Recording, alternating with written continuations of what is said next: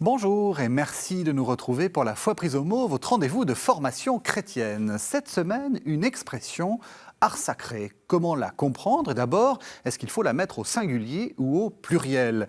Nous sommes cette semaine en collaboration avec Narthex, la revue en ligne de la Conférence des évêques de France, qui est justement consacrée à ces questions. Et nous allons répondre à la question que tout le monde se pose. Si dans le passé, on peut citer Georges Rouault, Maurice Denis, Henri Matisse, qui sont les artistes d'aujourd'hui qui continuent à créer pour des paroisses ou des communautés religieuses? Ce qui pose également une autre question. Est-ce que l'Église continue à promouvoir et soutenir les arts en suivant une grande tradition remontant au pape Sylvestre Ier au IVe siècle?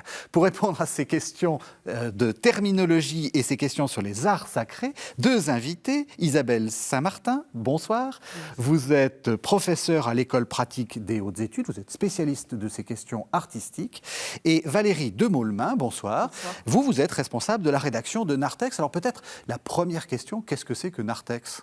Alors, Narthex, c'est un peu un ovni qui vient un ovni des évêques de France, tout de même. Un ovni des évêques de France. Voilà, c'est une revue en ligne qui est portée par la Conférence des évêques de France et qui est issue des Chroniques d'art sacré, qui était une revue papier, qui était une revue qui était destinée à conseiller sur justement toutes ces questions de réflexion par rapport à l'art contemporain, l'art sacré, comment est-ce qu'on fait la passerelle entre les deux, comment on envisage les aménagements liturgiques.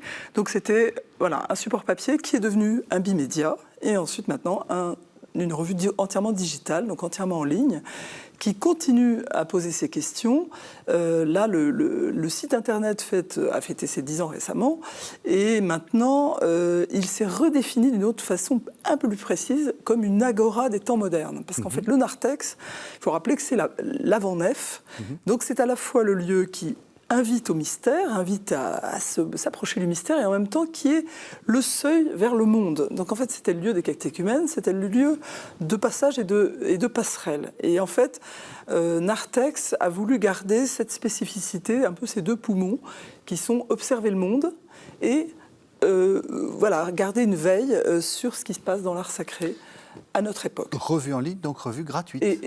Oui, absolument. Et à notre époque, alors je complète pluridisciplinaire. Oui. Et en fait, on balaie toutes les époques aussi. C'est-à-dire qu'on va des origines, si je puis dire, à l'art contemporain. Et revue totalement gratuite, avec une newsletter un jeudi sur deux, pour ceux qui veulent s'y abonner. Oui, non, c'est important. Et on a la chance d'avoir la Conférence des évêques de France qui porte ce projet qui est toujours très innovant et qui est très suivi parce que les gens s'intéressent à ces questions qui sont traitées nulle part ailleurs, en fait.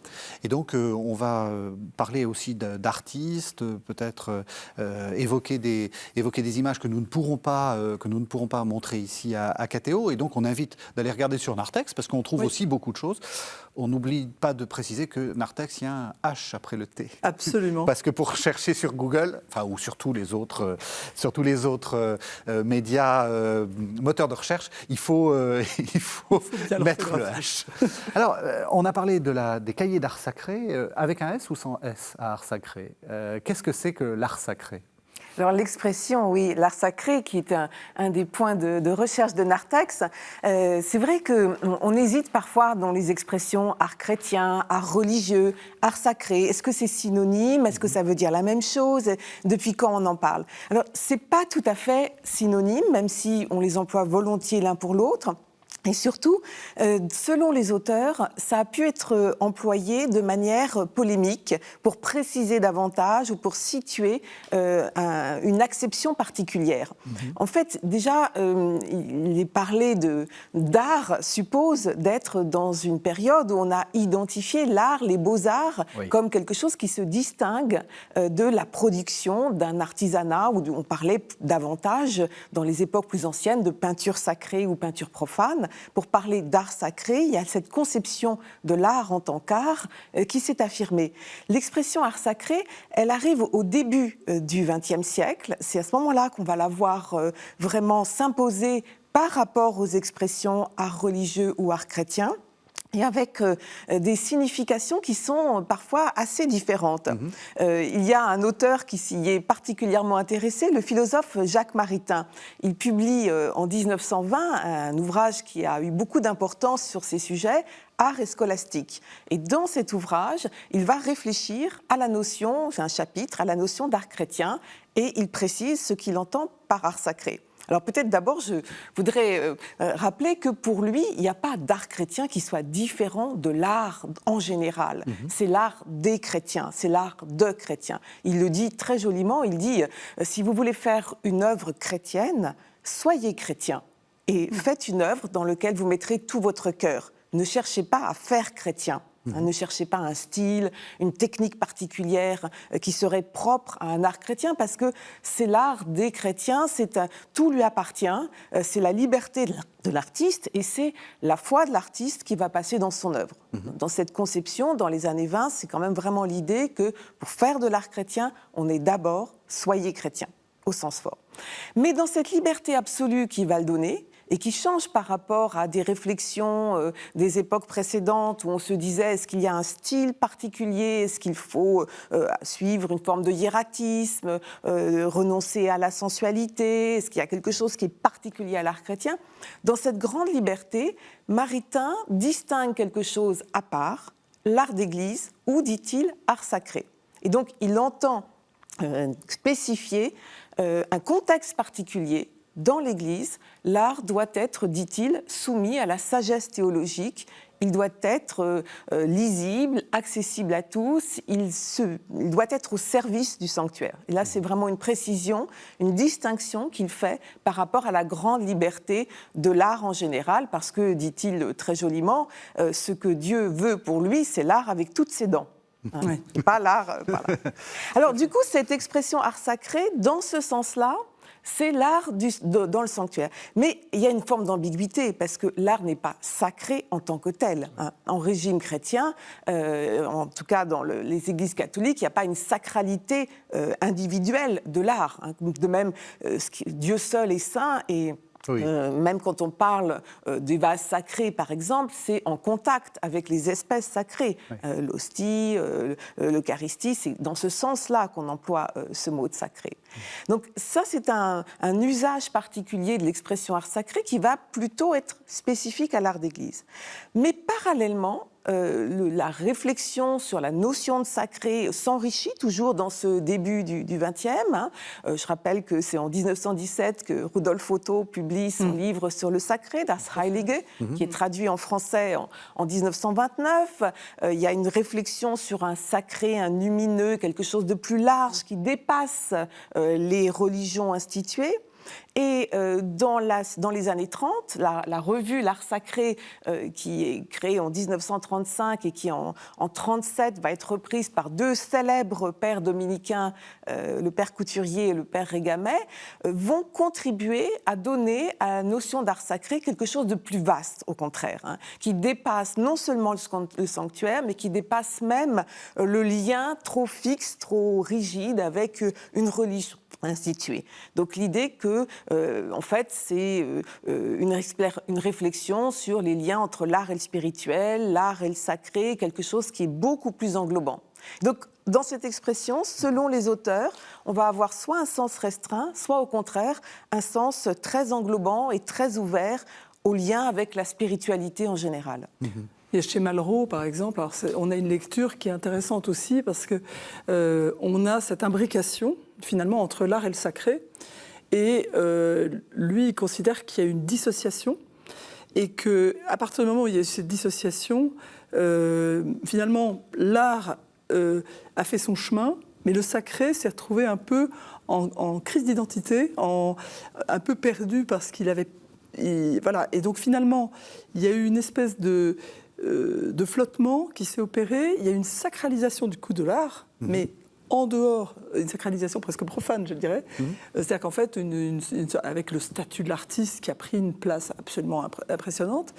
Et en fait, je pense qu'on en est encore là sur, finalement, la difficulté de réconcilier, une difficulté de réconciliation entre l'art et le sacré. C'est-à-dire qu'en fait, l'art moderne là, a vraiment pris son chemin de son côté, et ensuite, pour arriver à reprendre contact avec le sacré, finalement, il y a eu des tâtonnements, des difficultés, et on est encore dans à la fois ce malentendu dont on va parler. Je pense que Isabelle Saint-Martin va nous parler certainement de la querelle d'Assy et de tout ce qui a pu faire monter cette tension, justement, entre la création très innovante et le lieu d'art sacré. Et finalement, comment les choses se sont posées et ont finalement occupé le terrain, encore maintenant, avec des tensions très fortes. Tout à fait, parce que si on reprend Maritain, vous dites, Maritain dit, il n'y a pas d'art sacré, enfin je veux dire, il suffit d'être chrétien, etc. En même temps, quand on a une image un peu rapide de l'art, et je sais que vous en êtes spécialiste, l'art du 19e, l'Église a essayé d'imposer, ou on croit qu'elle a essayé d'imposer cet art qu'on appelle sulpicien, néo-raphaélite, etc., dans lequel les petites vierges sont toutes roses et toutes gentilles, le Sacré-Cœur est très très sympathique avec un très gros cœur. Huysmans appelait ça les petits Jésus à la mayonnaise. Voilà, c'est ça. Donc on a une sorte de, enfin en tout cas le grand public a l'idée que l'Église contrôle un certain art qui doit être un art un peu mièvre, mais surtout très théologique, très très juste théologique. Est-ce que c'est complètement faux ou pas du tout ? Oui, j'aimerais beaucoup nuancer. C'est fait exprès, c'est une provocation. Je ne pense pas que l'Église a essayé d'imposer. En fait, le 19e siècle est un siècle d'intenses débats et réflexions sur justement ce que doit être l'art chrétien. Et parce qu'on prend conscience au début du 19e, je caricature un peu, que tout l'art n'est plus informé, inspiré par la commande d'œuvres religieuses chrétiennes. On voit cette diversité et beaucoup de théoriciens, artistes s'engagent et se demandent quel est le bon art chrétien pour l'Église, en essayant justement de retrouver une source d'inspiration qui va les conduire peut-être pour certains à aller chercher chez les primitifs italiens, chez Fra Angelico, Giotto, de retrouver cette inspiration vive d'un art avant Raphaël. Et aussi, c'est un thème qui parcourt tout le 19e siècle et le début du 20e, de lutter contre l'art de série, contre la fabrique dite saint-sulpicienne et qui fait des choses sur commande, justement, adaptées à toutes les églises. Alors, il ne faut pas croire que l'Église les imposait, ça répondait au goût du public. C'était la demande qui était là, et il ne faut pas peut-être mettre tout dans le même sac. Il y a des choses qui sont plus intéressantes que d'autres. Mais c'est certain qu'il y a cet intense mouvement de réflexion, de débat théorique, de tentatives, d'essais. Je ne vais pas m'y entendre trop pour qu'on reste sur le contemporain qui est le sujet de notre émission, mais il y a vraiment un bouillonnement d'expérience, et les grands artistes comme Delacroix qui répond à une commande publique, ou les Flandrins qu'on a... C'est pas mièvre, Delacroix. Pas du tout, évidemment pas, ça c'est de la commande. Mais les Flandrins, artistes plus rattachés aux religieux, Delacroix a une vision très personnelle et un peu déiste de son rapport aux religieux. C'est juste pour donner des exemples de grands décors absolument magnifiques qu'on restaure aujourd'hui et qui traduisent cette diversité du 19e siècle. Mais pour revenir au début du XXe et au débat sur le mot art sacré, c'est vrai qu'une forme de sclérose ou d'académisme par le recours un peu trop facile à de la commande d'œuvres de série a paru particulièrement insupportable, soit à des écrivains du clergé, d'ailleurs, bien souvent aussi, repris par des écrivains célèbres comme Léon Bloy, Huysmans, et au lendemain de la Première Guerre mondiale, deux artistes, Maurice Denis et Georges Desvallières, décident de créer des ateliers d'art sacré. On voit la fortune de cette expression art sacré tout à fait nette ici dans le choix du titre, des ateliers d'art sacré pour faire de l'art d'église qui soit véritablement de l'art, un art authentique, un art qui répond à une commande précise, pas quelque chose qui peut s'adapter à tout, qui soit vraiment avec des matériaux nobles, avec une implication de l'artiste. Il y a une dimension éthique dans ces choix d'un art répondant à une commande précise, et ils sont, que ce soit les ateliers d'art sacré ou bien d'autres groupements d'artistes chrétiens engagés dans ces années-là, fortement inspirés par la pensée de Jacques Maritain. Et donc, dans cette période-là, effectivement, l'artiste qui travaille pour l'Église, dans cette vision idéale, qui ne correspond pas toujours à la réalité, mais dans cette vision idéale, c'est nécessairement un artiste qui lui-même est un chrétien, voire un catholique pratiquant, confessant, etc.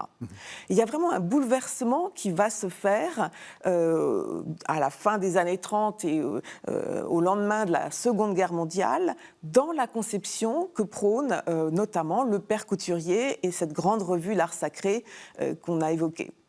Alors, la crise arrive, c'est la question du plateau d'acier. Donc, rappelez-nous peut-être très brièvement de quoi il s'agit. C'est quoi ce plateau d'acier, en fait ?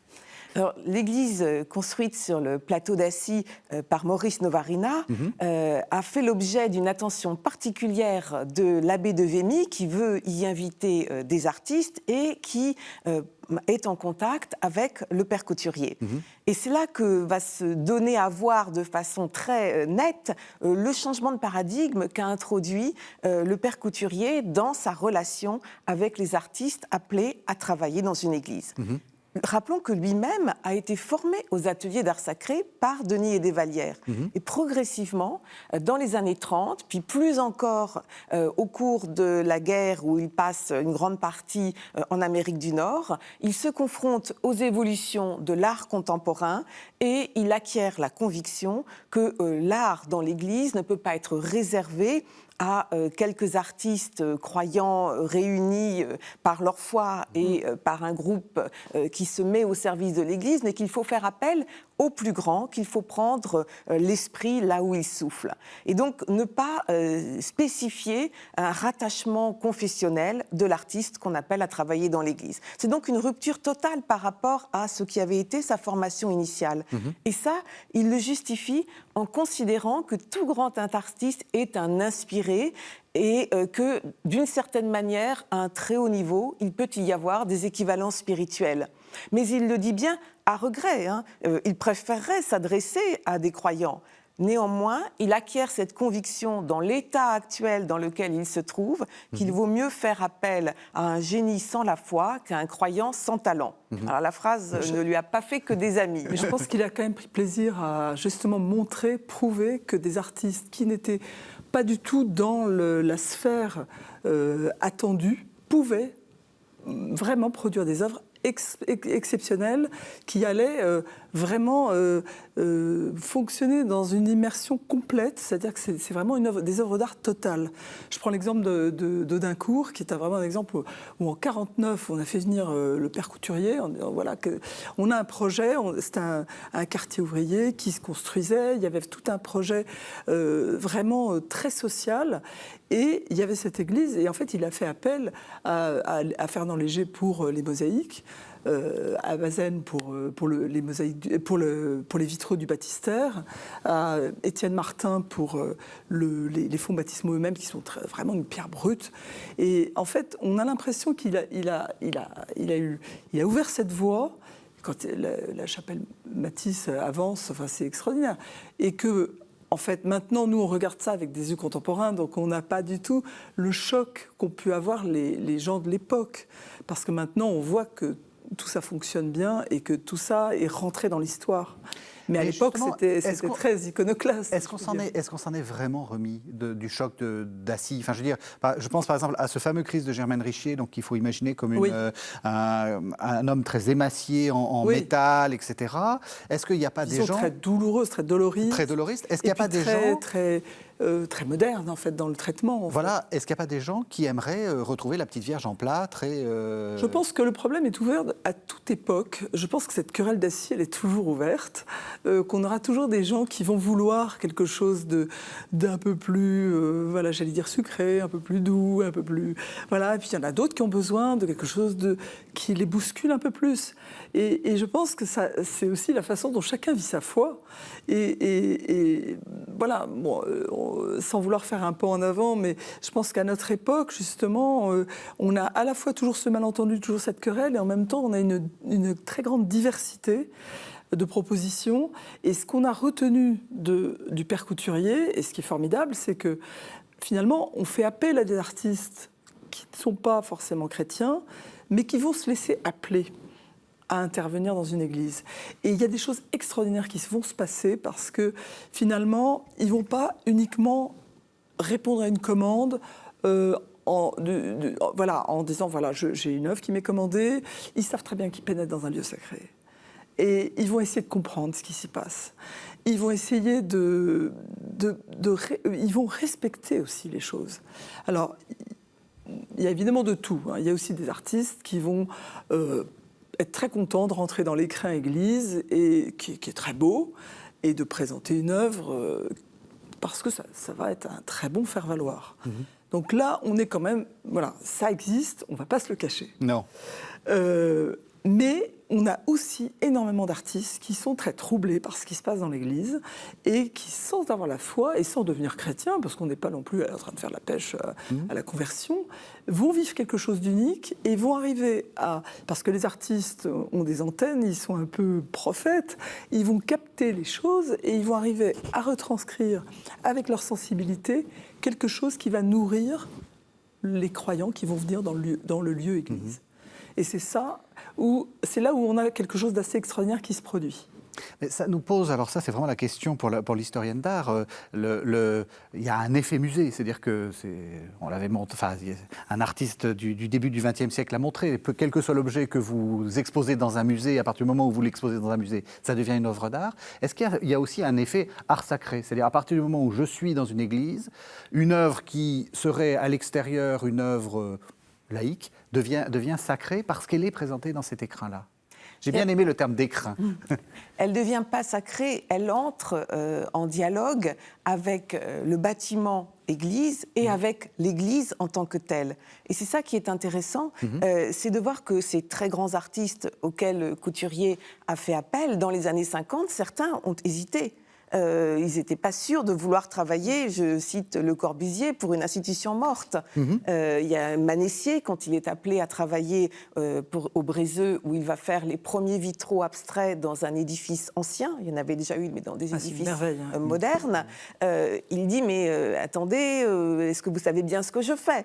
Et on le rassure, vous aurez tout à fait toute liberté. Ça a été un vrai chemin de croix, après, pour lui aussi. Donc, jeu de mots.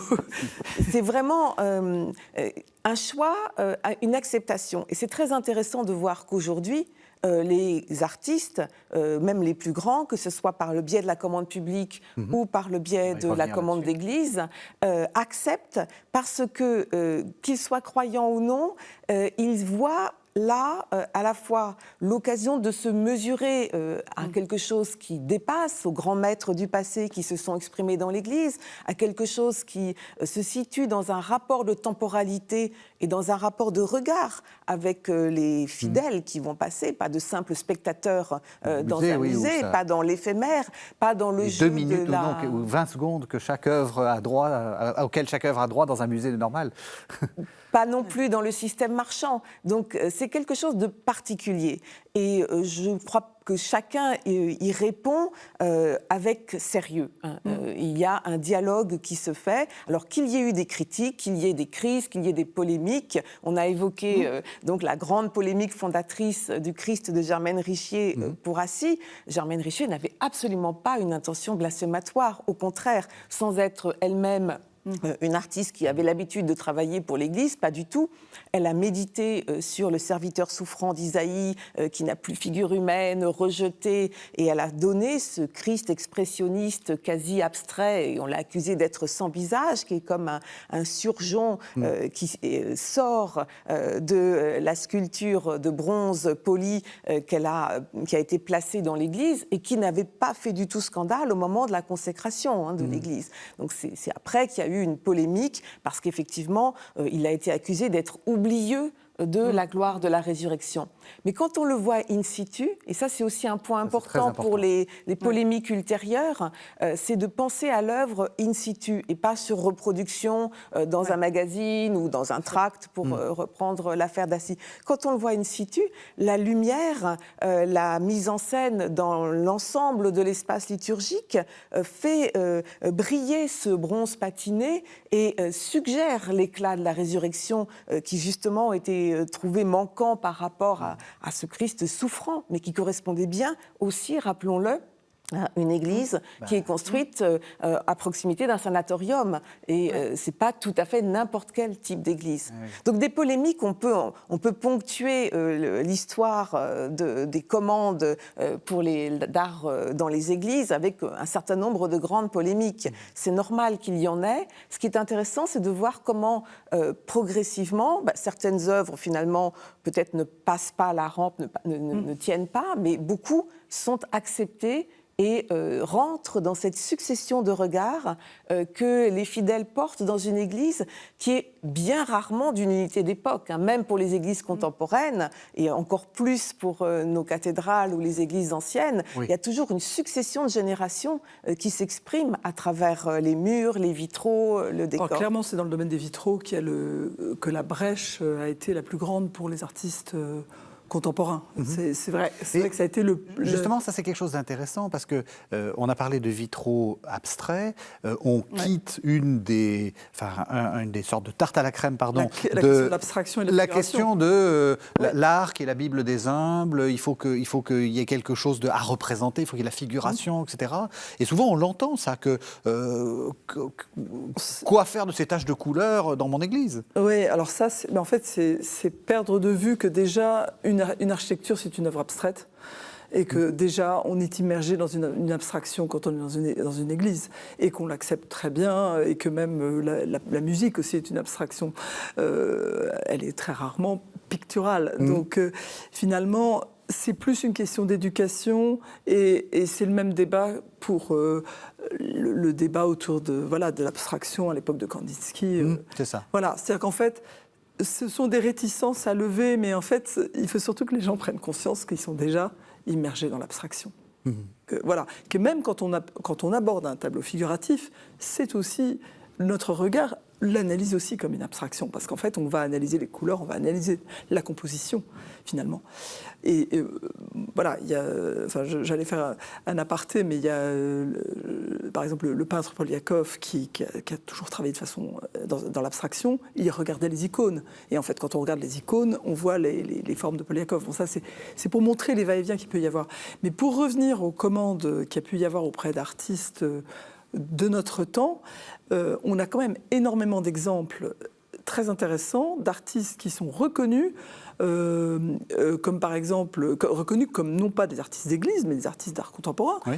Comme on a eu quand même, c'est assez extraordinaire de voir ce qui s'est passé pour Karol Benzaken à la chapelle à l'église de Varennes-Jarcy, à l'église Saint-Sulpice de Varennes-Jarcy en Essonne, parce qu'en fait, elle était obnubilée par le motif de la tulipe, mais qu'elle traitait en mode presque pop art, vraiment quelque chose où elle s'attachait à la couleur, à la forme, et voilà. Et en fait, elle a eu une commande sur le thème de l'arbre de Jessé. Et tout d'un coup, la jonction s'est faite. C'est-à-dire qu'en fait, elle a mis sa thématique de la tulipe est venue prendre sa place dans les verrières de cette église. Et elle est partie au début sur un fragment de vitrail médiéval qui représentait l'arbre de Jessé. Donc elle a vraiment, puis elle est de culture biblique, donc elle était imprégnée de tout ça. Et en fait, son œuvre l'a presque dépassée, c'est-à-dire qu'elle s'est emparée du lieu.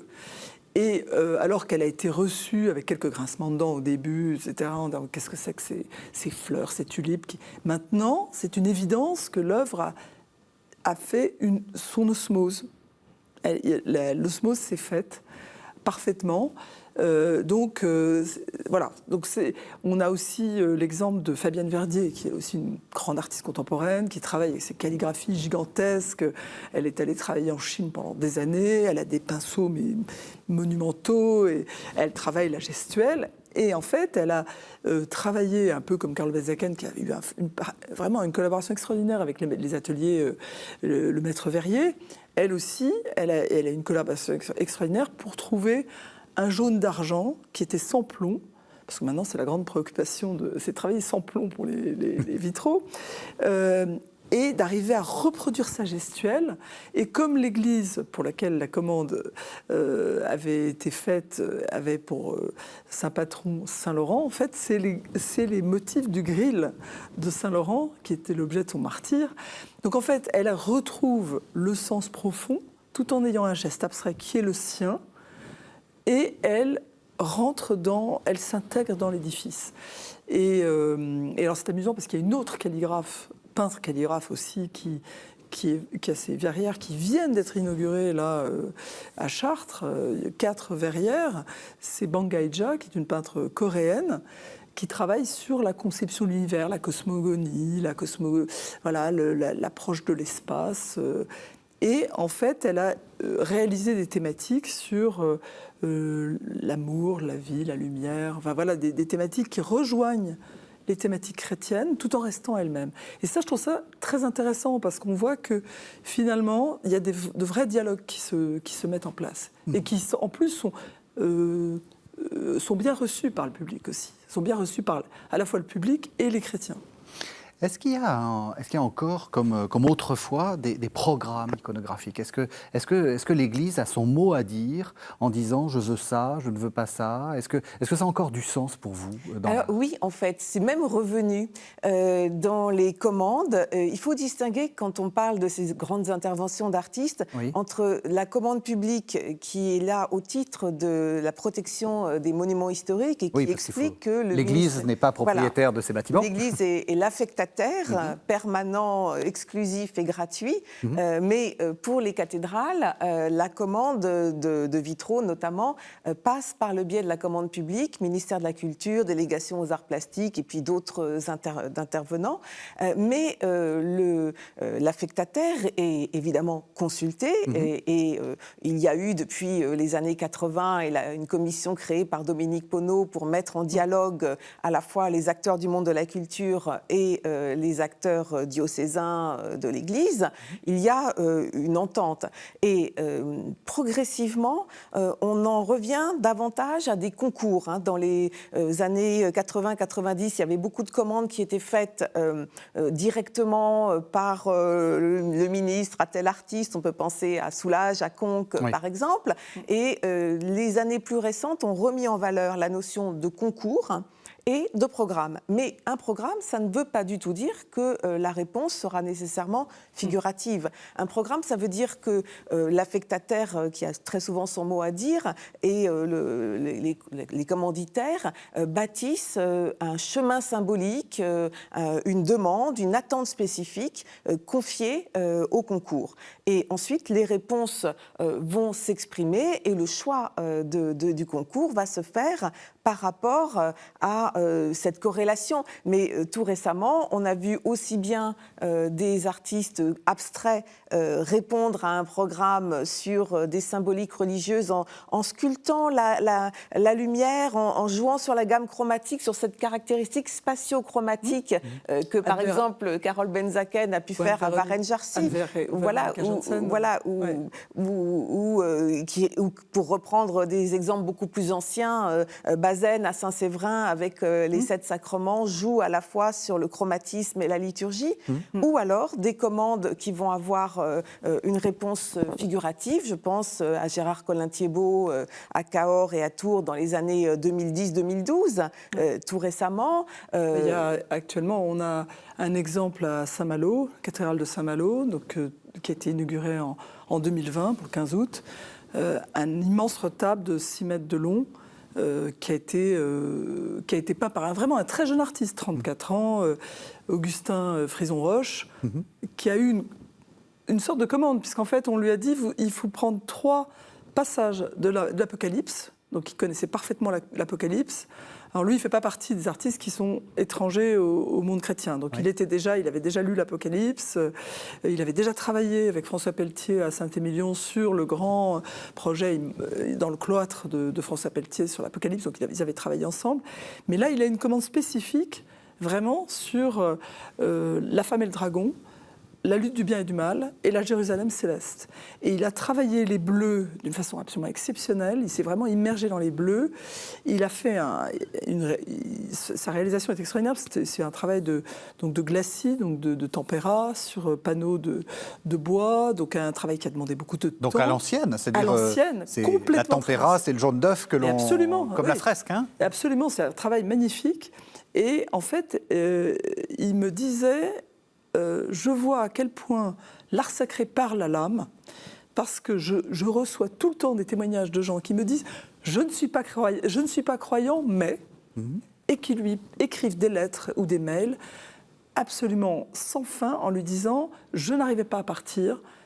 J'étais complètement immergée dans votre œuvre. Je ne sais pas ce qui s'est passé. C'est gratifiant pour un artiste. J'étais totalement apaisée. Quelle chance. Et des gens de tous bords. Il paraît qu'il y a 400 000 personnes qui vont dans la cathédrale de Saint-Malo par an et que c'est quelque chose d'assez extraordinaire parce que ça touche vraiment les gens de façon directe. Et là, on rejoint finalement la mission de l'art qui va apporter le message, mais un message qui est ouvert, parce qu'il m'expliquait qu'en fait, il n'aurait pas été tenté par une illustration de l'Évangile. Il m'a dit un récit narratif, je n'étais pas prêt à le faire. Mais l'Apocalypse, c'est totalement symbolique. Ce sont des images, c'est quelque chose c'est une espèce de voyage dans l'imaginaire. Donc là, tous les possibles étaient ouverts. Alors, vous êtes de la conférence épiscopale de France, donc vous nous dites que les bonnes nouvelles, mais dites-nous aussi les mauvaises nouvelles. Est-ce qu'il peut arriver que les artistes, parce que vous êtes beaucoup en dialogue avec les artistes, disent « c'est kitsch, ils demandent des choses kitsch, ça ne me va pas ». Ah oui, c'est bien sûr. Je veux dire, est-ce que quelquefois il y a un décalage entre les demandes, j'allais dire, de l'affectataire et les artistes qui trouvent que ça ne va pas? Je n'ai pas eu de témoignage direct d'artistes qui me disent ce genre de choses. Non, franchement, j'ai pas eu de témoignage. Alors, mais après, je pense qu'il y a vraiment une difficulté. Il y a une très grande. D'abord, de la part de l'Église, il y a une méfiance parce qu'on se dit toujours, il y a toujours ce souvenir voilà, le plateau d'assis. Donc attention, danger. Et puis en plus, il peut y avoir provocation, scandale. Il y a toutes les histoires qui peuvent remonter à l'esprit sans et puis, donc il y a une espèce Et puis en même temps, il y a beaucoup de gens dans l'Église qui s'intéressent à l'art. Donc en fait, on est un peu à la croisée des chemins. Et puis je pense qu'il y a... En fait, ce qui se passe, c'est que la création contemporaine et aussi la création d'art sacré est à l'image de notre monde. C'est-à-dire qu'on est dans un monde qui est fracturé. Et c'est pas pour faire un appel à montrer le projet de cette fracture. Il y a un projet d'art contemporain. Je montre l'architecture contemporaine avec une chapelle. C'est formidable, vous me faites en plus la transition. En fait, c'est un projet qui n'est pas réalisé, mais où il y a... En fait, parce qu'il y a beaucoup de projets de chapelles. C'est ça qui est étonnant. Il y a beaucoup de projets d'aménagement dans les chapelles ou de chapelles. Et là, c'est un projet qui n'a pas été réalisé, mais qui est une réflexion sur le carré dans le cercle, sur le vide et le plein. Donc on est aussi sur les... Bon, voilà, François Cheng, vous avez reconnu la citation. L'idée, c'est l'irruption de la lumière dans le sanctuaire, comme si c'était un tremblement de terre. Donc c'est un peu apocalyptique, là aussi. On est toujours dans l'apocalypse. Avec Frison Roche, on était dans une vision plutôt heureuse de l'apocalypse, parce qu'on était sur l'heureux dénouement de l'apocalypse. Mais on est dans... Il y a aussi toutes les souffrances et toutes les... Et donc, c'est intéressant de voir qu'il y a aussi dans l'architecture, finalement, la retranscription de cette fracture et de cette irruption de la lumière. Il y avait un autre projet qui est porté par cet atelier d'architecture qui s'appelle BM2, qui est porté par Mary Belmont et Mathieu Brault. C'est un projet très simple, très beau, très écologique, j'allais dire, très en osmose avec la nature, qui est un projet de chapelle dans les vignes. Alors, une architecture en chêne qui laisse voir le paysage. Donc on voit en transparence le paysage et qui vient se poser au milieu des vignes. Chapelle Saint-Joseph, avec en plus l'allusion à Saint-Joseph Charpentier, l'allusion à la vigne, les saintes espèces. Donc tout ça est en filigrane et c'est intéressant parce qu'il y a toujours des petites choses qui sont semées comme ça,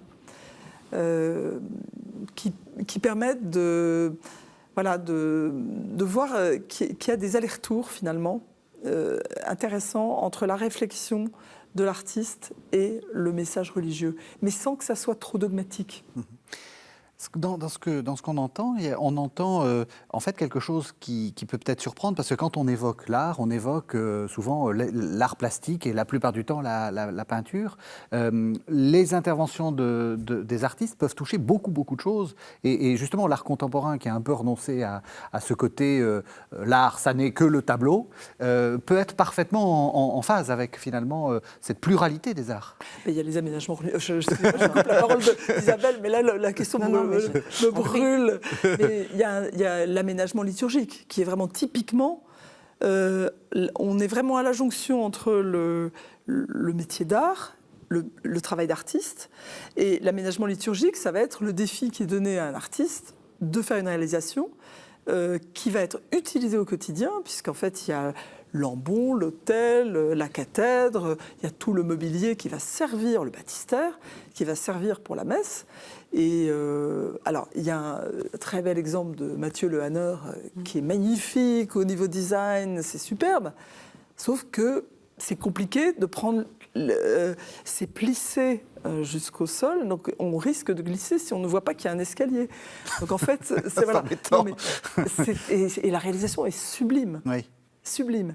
Mais en fait... Et on se casse la figure. En fait, il essaie de ne pas le faire, mais disons que l'aménagement liturgique, il doit vraiment être pensé de façon très concrète. Vraiment extrêmement concrète. Et là, on a l'exemple de Nicolas Alquin, qui est aidé de son fils Marc Alechinsky, parce qu'ils sont tous les deux descendants du peintre Cobra, très connu, Pierre Alechinsky.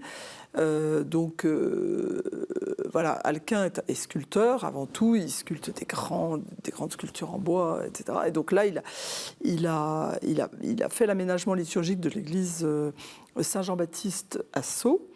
Et ils sont allés prendre du chêne vieilli qui venait de forêt de l'Allier, ils ont pris des feuilles d'or, donc des matériaux à la fois sobres, simples, une cuve en laiton martelée qu'ils ont fait marteler à Dinan pas en Bretagne mais en Belgique, une dinanderie, donc vraiment le métier de martelage, quelque chose de très traditionnel, mais une innovation, parce qu'en fait le baptistère est mobile.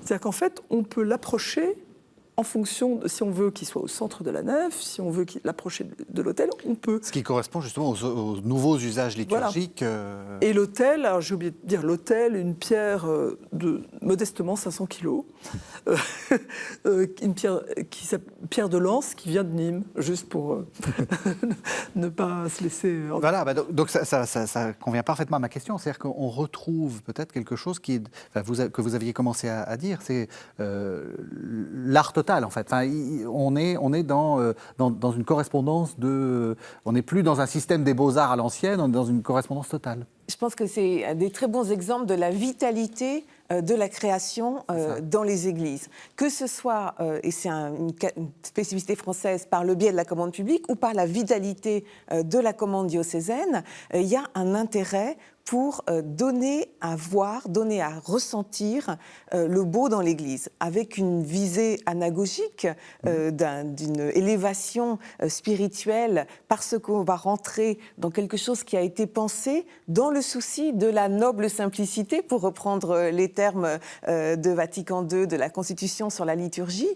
Et c'est tout à fait important de voir que cet intérêt pour l'appel à des artistes, il est partagé aussi bien pour les très grands dans la commande publique que pour des réalisations plus modestes qui vont s'exprimer dans une petite église ou dans des églises de tailles diverses.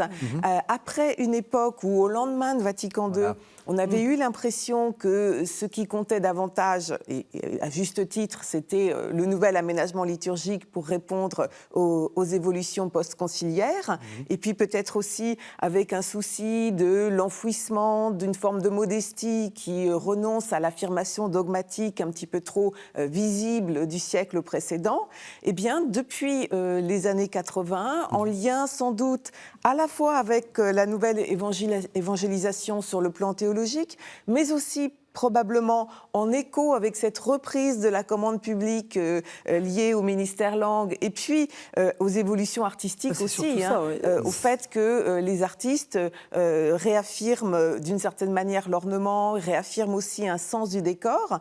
On voit cet appel il y a un art immersif à des œuvres dans lesquelles c'est pas tellement commander une peinture, un tableau ou une sculpture, c'est vraiment penser l'espace. Oui. Et d'où cette importance du vitrail que Valérie rappelait à l'instant, parce que le vitrail module la lumière, donne corps à la lumière et donne forme totalement à la perception de l'espace. C'est pour ça qu'on a une telle importance de la commande de vitraux, je crois, dans les églises contemporaines, c'est que c'est particulièrement la forme d'art qui s'associe totalement à l'architecture et qui modèle complètement la perception de l'entrée dans l'édifice, de l'entrée dans le sanctuaire. J'irais même plus loin. Je pense que cet aspect immersif, il est vraiment total. C'est-à-dire que l'œuvre d'art totale, en fait, elle a été réactivée par effectivement l'art contemporain et on rejoint juste, vous voulez dire la liturgie. Que l'art contemporain finalement et l'art d'église se sont trouvés d'une certaine façon. Il y a quelque chose qui se rejoint fondamentalement, puisqu'en fait on est de plus en plus sur un dialogue des techniques et des médias dans l'art contemporain. Oui. On a un éclatement des disciplines, on n'est plus du tout dans voilà, oui, les artistes peinture, sont vidéastes, sculpteurs, ils dessinent, enfin, ils ont tous, ils sont leurs approches se rejoignent, ils se nourrissent mutuellement. Et en fait, on rejoint... c'est assez amusant parce qu'en fait, on rejoint le fond de la liturgie. Et la liturgie, justement, c'est de faire parler à la fois l'art sacré, la musique, l'architecture, ensemble, pour porter vers le mystère. Cette mystagogie qui est portée par la liturgie, c'est exactement ce qui se passe quand on est dans cette immersion artistique. Donc on pourrait dire, on arrive à la fin de l'émission, que on est plutôt... on aurait fait cette émission il y a 10 ans ou il y a 15 ans, on se serait lamenté sur le fait qu'il n'y a plus de création, etc. Au contraire... Non, pas il y a 10 ans ou 15 ans, non. Je pense que... Ou il y a 30 ans.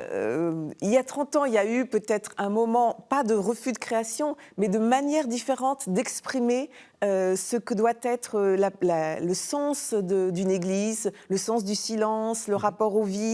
Je pense à ces architectures des années 50-60 qui valorisent, on a parlé d'une mystique du mur vide. Donc ce n'était pas un refus du beau ou refus de la création.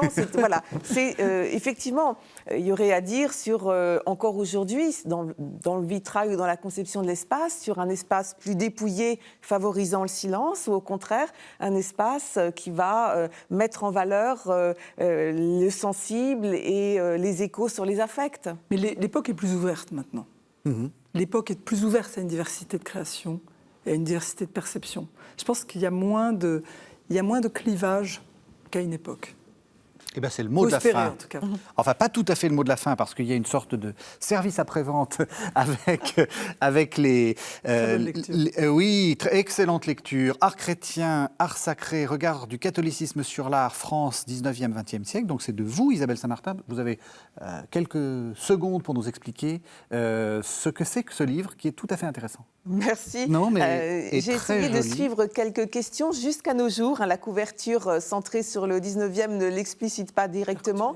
La question est-ce qu'il y a un style spécifique pour l'Église? Est-ce qu'il faut faire appel à des artistes croyants ou non?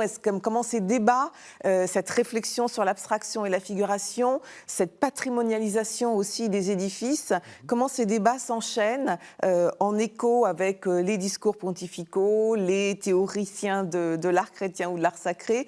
Et ce qui m'a intéressée, c'était de suivre la continuité de certains questionnements du début du 19e jusqu'aux années 2000-2020, jusqu'à nos jours. Ça, c'est la théorie. La pratique. La pratique, on va faire la nuit des églises. Exactement. Oui. Alors, vous êtes invité du 23 juin au 3 juillet à un événement qui s'appelle la Nuit des églises, qui est porté par le département d'art sacré de la Conférence des évêques de France. Et c'est, Narthex n'est pas complètement étranger aux fonds baptismaux de cet événement, mais en tout cas, c'est un événement à ne pas manquer parce que donc les églises vont être ouvertes la nuit. Et en fait, c'est une invitation à justement découvrir le mystère de l'édifice religieux à travers des expériences artistiques, musicales, poétiques. Ça peut être une lecture de textes. C'est complètement ouvert, chaque église invente, et donc c'est une ouverture disons, à l'imaginaire et à la création. Donc finalement, ça rejoint notre propos. Alors, pour avoir des informations, parce que toutes les églises ne sont pas ouvertes, comment est-ce que... Nuitdeséglises.fr. Nuitdeséglises.fr. On peut aussi rappeler que ça peut donner des idées pour les années prochaines à ceux qui se disent « Ah, mais mon église, on l'a pas ouverte !» Il faut s'inscrire maintenant. Oui, parce qu'en plus, c'est vraiment... on a eu cette période post-Covid et la Nuit des Églises a dû annuler malheureusement l'édition 2020. Mais maintenant, il faut que tout reprenne. Donc, tout est ouvert encore. Tout est ouvert et donc voilà. Un bel événement. Voilà. Et on rappelle le site de Narthex. www.narthex avec un H, donc narthex.fr. Et abonnez-vous à la newsletter un jeudi sur 2. Le message est passé. Merci vraiment à toutes les deux. Merci. C'était un vrai plaisir de parler d'art passionnant. sacré. Merci de nous avoir suivis. Vous savez que vous pouvez retrouver cette émission sur le site internet de la chaîne www.ktotv.com et on se retrouve la semaine prochaine.